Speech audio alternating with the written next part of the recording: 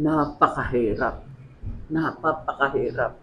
Naglalakad ka, maririnig mo putok ng baril at putok ng yung hugong ng eroplano ng Hapon. Napakahirap. Talang minsan sabi ko sa aking amay, mamamatay na yata tayo rito. Sabi, hindi, basta tuloy lang ang lakad. Adihin nga. Ganon, napakahirap ng buhay namin.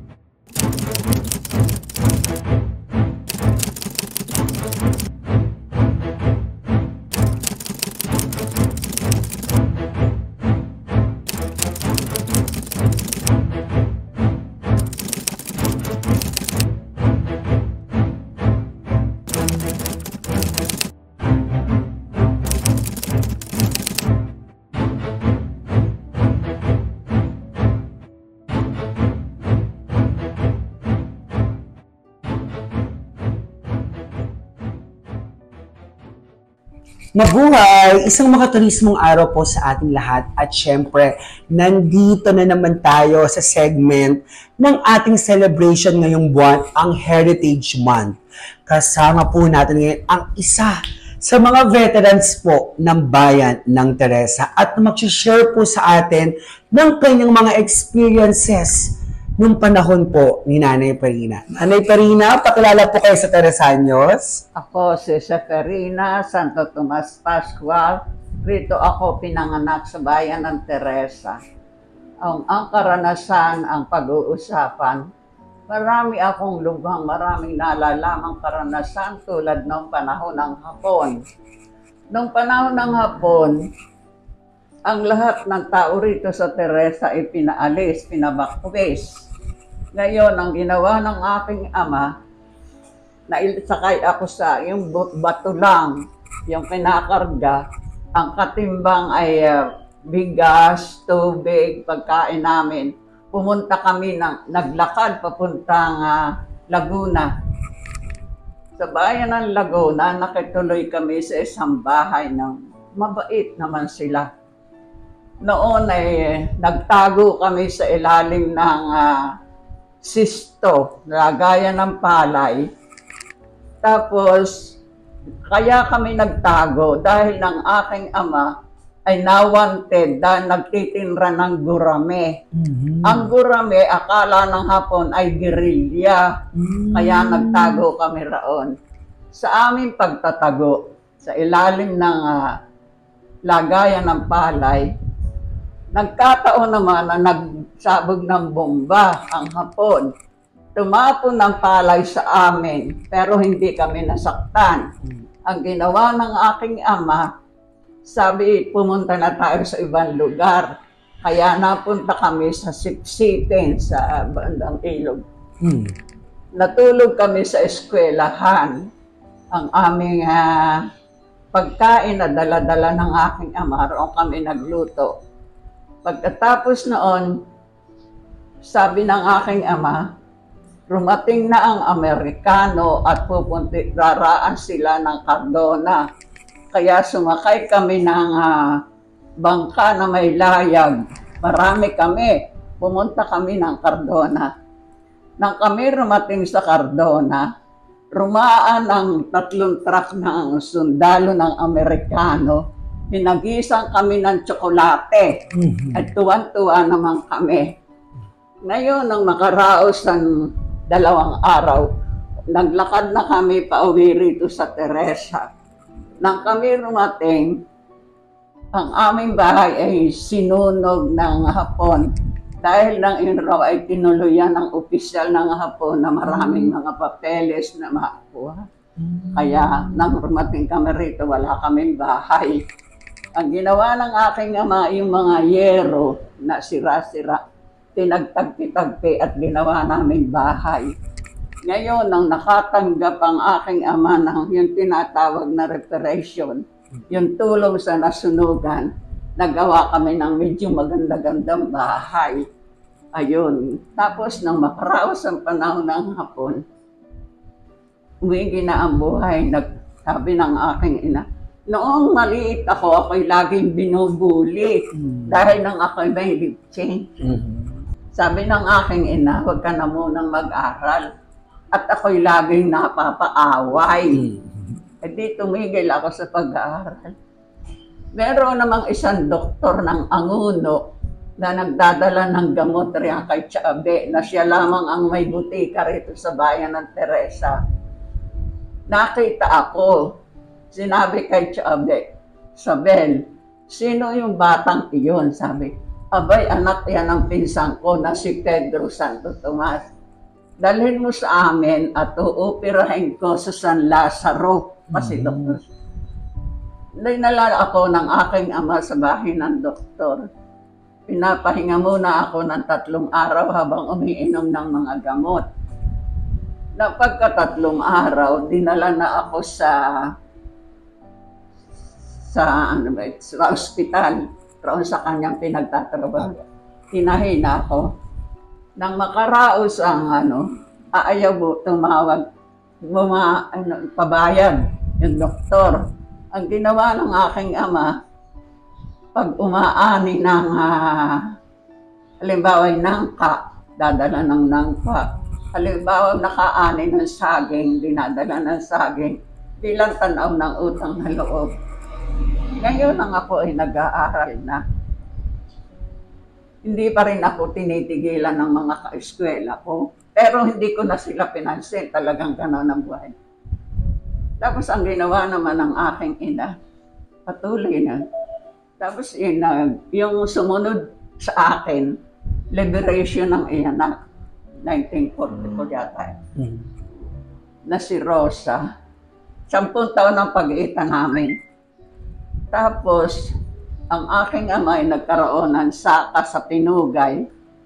Doon na kami pagka Sabado at Linggo, pumupunta ako roon, tinutulungan ko aking ama ng pagsasaka. Exactly. Pag Biyernes, bumubunod siya ng itatanim na palay. Pagka Sabado, dadalang ko ng pagkain ng umaga at magtatanim na kaming mag-ama. Sa madalit sabi, ganaw nang naging buhay namin. Pagkatapos, pinag-aral ako sa high school sa kabila ng kahirapan. Tapos nag-umpisa namang nag-aral ng grade 1 yung sumunod sa akin. Tapos nakatapos ako ng high school, pinuntahan ako ni Mr. Santos. Yun ay naging principal sa Antipolo. Sabi sa akin, ikaw ay magtuturo ng kinder sa mga bata na para matutong sumulat. Sabi ko, abay, hindi pa po ako nakatatapos ng basta magtuturo ka. Naituro sa akin ang pagtuturoan na bahay ni Tata David, raon nasa tabi ng unang simbahan. Sa umaga ay raon, pagkahapon ay rito. Noon hindi pa maluho ang kinder. Ang ginagawa ko, nagdadala ako ng kalamansi at saka yung tinapay na banlalaki ng araw, kalagapos ko.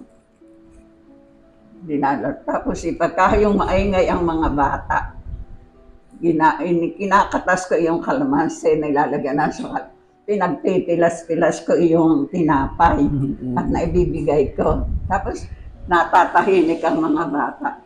Tapos sasabihin ko, tapos nang kumain, magsusulat naman tayo, kaya tinuturuan ko sa blackboard. May blackboard na at saka may chalk.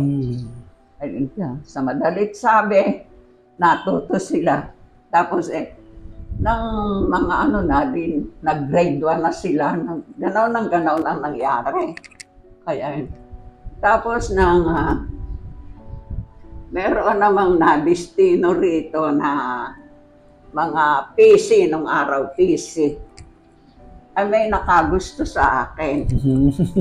Tapos hindi naman siya lumiligaw, hindi. Basta't yung pag ako'y nagraraan, nakatingin. At yung mga kasama ay sumisipol. Ay sabi, tuloy rin naman ang lakad ko pa. Unay, walang tricycle, walang man, basta maglalakad ka. Tapos, nang makaraos iyon, tapos na pagtuturo ko. Sabi noon uso yung magpapasini ang mga sundalo sa karsada. Ay sabi nung aking pupo, manuor tayo ng sine sa karsada. sumama ako. Tapos, pagsama ko, pagka maya-maya, may rumating na pulis. At sabi, umuwi ako. Sabi ng aking amay, umuwi ako. Sabi ko, ay ba't ako uuwi? Alam na ako na, ay basta may pulis po ako kasama. Kasi sumama naman ako sa pauwi rito sa aming bahay. Nang ako'y rumating, narito si Mayor Pakikukiko, Francisco. At saka yung kanilang kapitan ng PC. At saka yun, si Pasco akong tawagin. Nang kami sabi ng kanilang kapitan, sabi, ay kaya ka pinauri, ikaw ay ikakasal. Ay kanino po? Ay hito, kasama ko ang, hindi po yan lumiligaw sa akin, kaya hindi po ako papakasal. Ay sabi, wala kang magagawa, ito na mga papeles. Ayan, perma ka na laang. Sabi ko, bakit po ganon ang nangyari? Ay basta kasi bukas sa makalawa, aalis na kami papuntang Korea.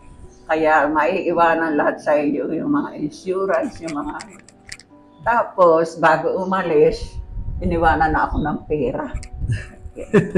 Tapos sabi ko, tinanggap ko naman. Pero hindi ko ginasta habang hindi sila nakabalik.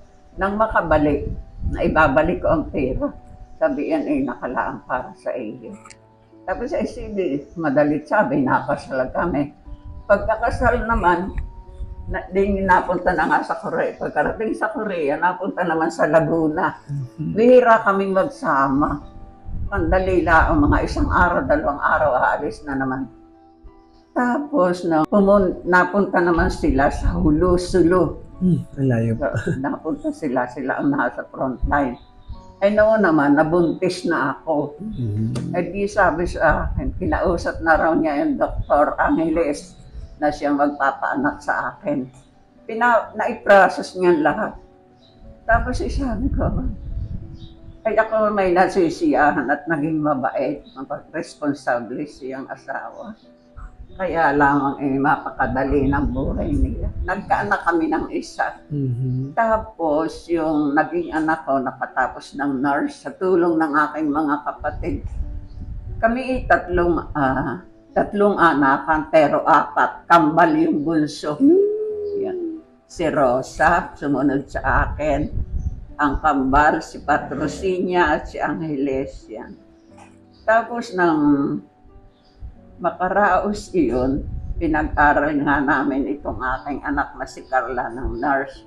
Iyon namang asawa ko, nakakita ng bata na umiiyak. Magsasabong, pupunta sa sabungan. Ang ginawa niya, umuwi sa isang nabi kay inang. Inang, hiramin natin yung bata at maipagamot. Pupunta. Abay, anak ito ng pinsang ko, si Birexio. Di hiniram namin yung bata at pagagamot niya. Dinalaman namin rin kay Dr. Asoy. Sabi na Dr. Asoy, Pire, bakit ka kumuha ng batang mamamatay? Abay, kaya ako dinala sa iyo para buhayin mo. At bukas idadali na sa krami at roon na namin pagagamot. Sa batalit sabi, nakaraos yun.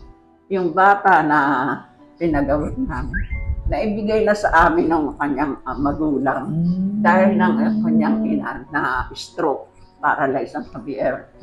At yun namang ama, parang hindi na wasto pag-iisip. Kaya inampo namin, niligal ang pag-ampon. Ngayon, silang lahat ay nasa Amerika. Ang aking anak, may anak na 2, si Caroline at Ray Carlo. Yun naman lalaki na aking anak. Isang anak na nag-aaral ngayon ng doktor. Yung anak ko naman na yung sinasabi kong angkot, anesthesiologist. Wow! Naging maswerte siya sa akin. Kaya hanggang ngayon, pagka halimbawa birthday ko, pinadadalan ako ng 200. Apa? Ngayon, pinauwi ako roon dahil nang papacheck up at papagawa akong hearing aid. Sabi ko, ako'y siya na rito. Ayaw ko nang bumalik roon. At rito rin naman ay mayroong doktor na magagaling. Sabi ng anak ko, basta iuuwi kita. Sabi, narinig ni Mayora. Sabi, ay rito maraming gumagawa ng hearing aid. Rito manala ang pagpagawa. Kaya hanggang ngayon narito at ayaw ko nang bumalik. Ang buhay sa Amerika ay napakahirap pagka ganitong matanda na. Kaya mabuti na lamang at nung ako'y naroon ng bata pa. Nagtrabaho ako. 17 taon akong nagtrabaho sa Amerika. Kaya yung pension ko raon ay sabi ko sa kanila, kayo na bahala rin. Ako naman may pension rito.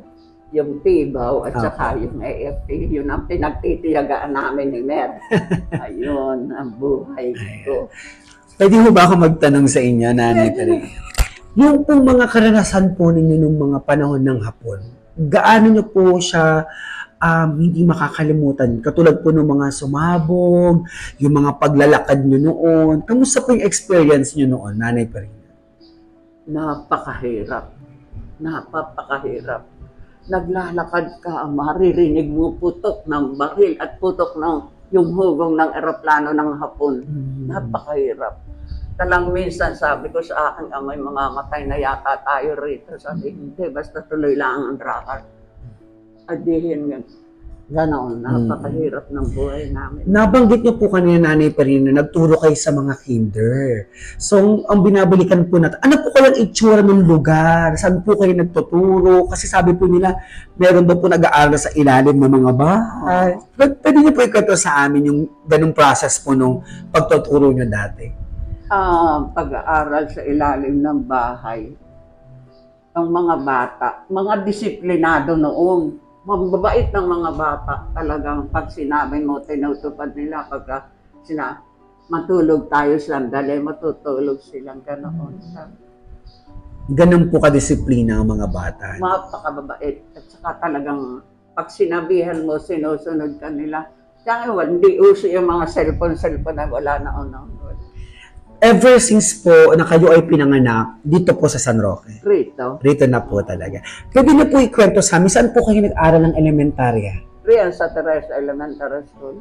Teresa Elementary School. Yung mga nakapagbanggit po na nagkaroon daw po ng eskwela sa tapat ng munisipyo. Ito po yung tinatawag na Teresa Community High School. Naabutan niyo po? Ang mga nag-aaral raon, karamihan ay sa banda raon. Yung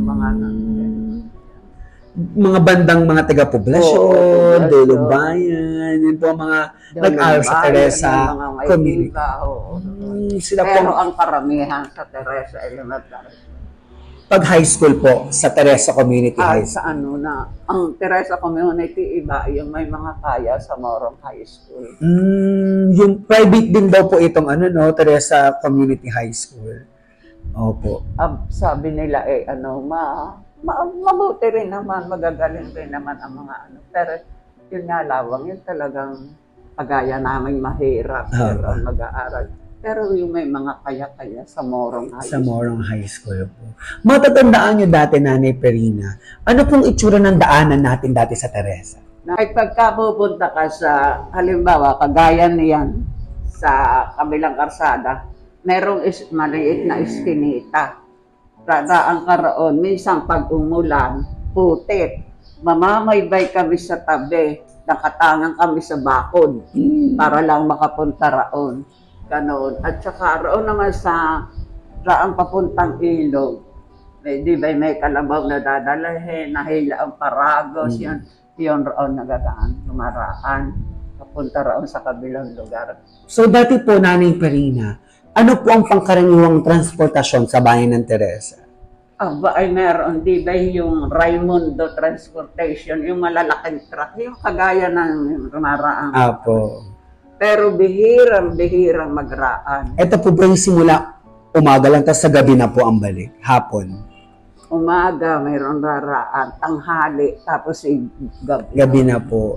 Naabutan niyo po ba? May kalesa po talaga tayo sa Teresa. May kalesa ginagamit. Naabutan niyo po yung parang Teresa kung tawagin? Oo. Pwede niyo po ikwento sa amin yung parang Teresa? Yan ay si Tata Julio. Julio San Diego. Eh di ngayon, kung mahirap nga ang sasakyan, ay may naliligo pa. Ay pumara na iyong anak, parang sakay. Ay di inaantay. Tapos iba, ay ano man tagal? Ay sandali na pula at naliligo. Kaya natawag na Parang Teresa.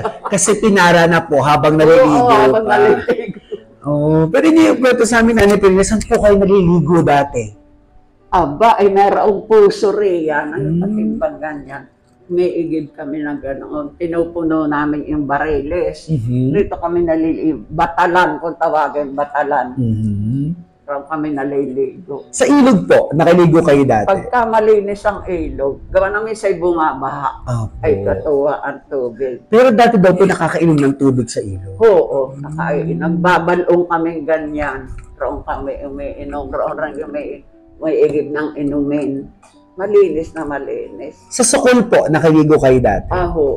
Pwede po magkwento kayo ng experience sa Sokol? Ay, sa Sokol naman, pagka yung kailangan mo, siyempre, hihingi ka ng permiso at magbabayar ng kaunten. Maganda naman ang proseso roon. Malinis ang tubig. Naabutan niyo daw po ba yung sinasabi nilang people power sa Teresa dati? People, wala ako rito yata naon. Nasa Amerika po kayo. Pero nabalitaan niyo po yung people power? Oo. At saka, di ba may TV rin sa Amerika? Opo. Makikita mo. Oo. Ayan. Naabutan niyo po ba yung lumang munisipyo natin po? Oo. Ano po itsura, Nanay Perina? Baka pwede niyo po sa amin i-visual. Ay, parang bahay laang. Parang bahay lang, yung malaking bahay, yun, gano'n. At kakaunti naman ang empleyado noon, kaya kasyang-kasya lang. Sabi po nila, nasunog daw po yun dati. Alin? Yung simba, yung munisipyo. Nasunog talaga, kaya gumanda-ganda. Nagawa na gumanda-ganda. Nandito po kayo sa Pilipinas yung nasunog po yung munisipyo? Wala rin. At dito naman po tayo sa simbahan. So, ngayon po, kung natandaan niyo po, yung simbahan natin dati, noon pa, ano po itsura ng simbahan natin? Ang simbahan noon maganda-ganda rin. Pero yung altar po, Santa Rosa, hindi siya naaalis roon. At mabalik tayo nung panahon ng Hapon. Binumba ang hindi ko naman nasaksihan. Naikukwento lang ang ni Tata David na yung kapitbahay. Nabumba ang simbahan. Ang Santa Rosa natabunan ng bato. Ay sabi ni Tata David, tuwi raw gabi may umiiyak na bata. Kaya ang ginawa raw niya, inalis yung mga bato na kanan. Kaya nakita si Santa Rosa. Kwento lang yun ni Tata David, pero hindi ko nasaksihan. Pero binomba po ang simbahan natin. Nabomba. Oo, kaya... Mga anong year po kayang nabomba ang simbahan? Ano pong mga taon? Yan ang hindi ko na ano bang pera naman? 1930 kung ano. Mga ganun po. Something 1930 po. Ngayon po, Nanay Perina, sabi po nila meron daw pong sinihan dati sa Teresa. May... Sinihan daw po. Isang sinihan. So dito po sa San Roque, baka pwede po kayo magkwento, ano pong mayroong tradisyon dito sa San Roque noon, kung kayo po ay nandito sa Pilipinas sa mga basta rito sa San Roque, pagkakapistahan ni San Roque, nagsisiyang, naiyaano sa bahay-bahay yung San Roque po. Pagka yung kaarawan ng Santa Rosa, naiyaano rin sa bahay-bahay. Saka yung Santa Cruz. Santa Cruz, inayaan rin. Tapos yung pagka may kasalan, siyempre ko kumbidahin ka, gano'n. Yung mga bata po kayo, saan po kayo naglalaro madalas, Nanay Perina? Hindi ako naglalabas, gawa ng ako nga'y binubuli. Kaya ako hindi. So, Nanay Perina, ayun po. So, medyo madami na po kayo na-share sa amin regarding po doon nung kayo ay... Anong taon po ba kayo napunta ng Amerika? 19... nang mamatay ang asawa ko, 1970. Tapos habang nagpapaaral sa anak, nagtitinda ako ng urea sa magsasaka. Ang isang sako ng urea, sinisingil lang ko ng 2.5 ang bayad. Pero palay ang naibabayad, hindi ano. Nang makatapos iyon, nag-ano na, tourist ng 1982. Nanay, pwede ba kwento niyo sa amin yung sa veterans? Yung sa veterans po. As a veteran, ano naman, yung asawa ko nga ay nagka-pension sa gawa ng nag-retiro. Sino-sino po kaya ang mga members ng veterans natin? Ang mga patay na ang aking mga Pero hindi pong banggitin kung sino-sino sila. Sa pagkakatandaan niyo po, sino-sino sila? Mapakarami ang asawa ng veterano. Yung mga nag-guerrilla. Marami pa nga mga 3 po siguro. Ay hindi ko naman. Kakaunti na lang ang natatanda. Bakit po ba kayo tinawag na veterans? Ano pong mga ginawa niyo ng panahon ng hapon? Wala kaming ginawa, kaya lang natawag ng veterans kung ang asawa namin ay veterans. Kaya naiyan sa amin. Pero ano pong ginagawa ng mga asawa natin before? Ba't sila tinawag na veterans? Ano pong ginawa nila or ano pong naitulong nila or ano po yung, ba't po naging veterans sila? Wala naman. Wala. Pero sabi po nila yung iba daw po tumulong sa mga nagbibigay ng pagkain. Yun lamang ho. Pagka sinabihan ng halimbawa sabihin ng mayor na magpapakain sa lugar na iyon, baka kung sino ang gusto tumulong. Hindi naman pwersawahan basta kung sino. Ganun lang kami. Natatandaan niyo po kung sino pong naglista ng mga pangalan ng veterans? Abay, ako ang naglista. Mga masasayang alaala niyo sa Teresa, especially yung mga alaala niyo po na masasaya. Sa celebration po natin, pag Town Fiesta noon, sabi po nila may tinatawag daw po tayong old-fashioned ball. Yung mga yung mga suotin ng araw, yung gano'n.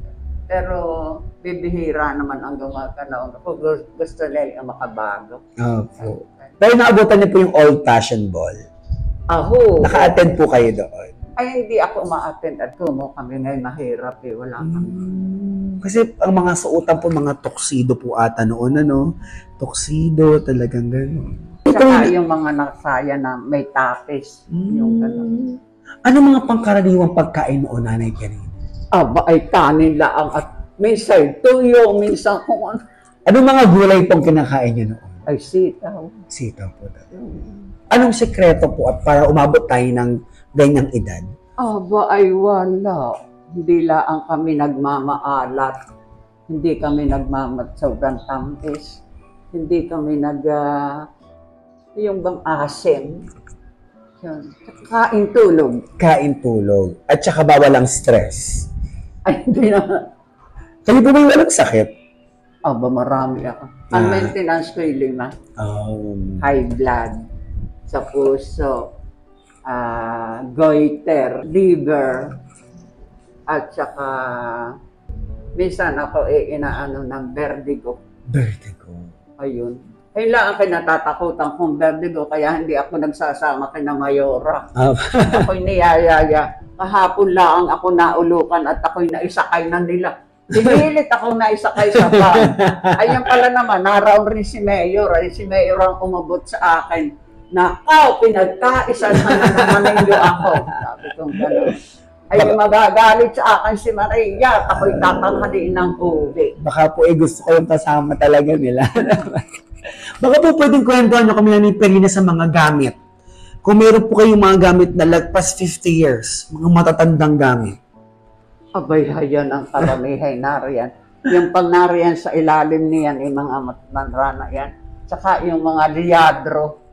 Ano pong liadro? Kabinet? Nariyan sa kabila na yan. Ano po, meron po ba dyang mga 90 years old? Wala po. Meron po ba dyang mga 90 years old na gamit? Wala naman. Wala akong natatandaan at di ba'y binumba itong amin. Opo. Ito po. Aba, yan ay galing pa sa Amerika. Bantatanrana rin yan. Mga ilang taon na po iyan, Nanay? Abay, baka hindi ko na alam. Bantanrana. Gawa ng yan galing sa lumang bahay. Ang ginawa ng kapatid ko si Rosa, pinagbalot. Pati yung naraon sa sa loob, binalot at saka dinala rito. So marami rin po katulad po nun, no? Yung metal yan. po rin. Pwede po ba natin mahawakan po yung metal? Ayan, galing rin yan sa Amerika. Katulad ng... Oo, katulad nga. Alam niyo po ba yung bahay din po doon sa likod ng simbahan? Ay, likod ng munisipyo? Sa mga krus po. Alin? Yung bahay po doon, sa likod ng munisipyo. Na Mr. Cruz. Po. Oo. Natatandaan niyo po ba? Oo. Dati po, anong pong meron doon sa bahay nila? Dati sinasabi parang ano daw po yun eh. Parang ano daw po siya, yun ng mga may sakit. Sabi po, yung... Sabi nga nila, pero hindi ko basta ang natatandaan ko, raon nakatigil yung puo na pag-akyat. Yung ngayon nasa simbahan po. Sa pa magkakatapusan sa pag-akyat. Yung hubad na katawan ni Jesus na Opo. raon talaga yung nakatira. Sa matandang bahay na lumang po. bahay na iyon. Sa bayon po, Nanay Parina, kami po ay lubusan nagpapasalamat sa inyo at napaunlakan niyo po ang aming imbitasyon na mag-share po kayo ng buhay ninyo at ng experience niya sa bayan ng Teresa.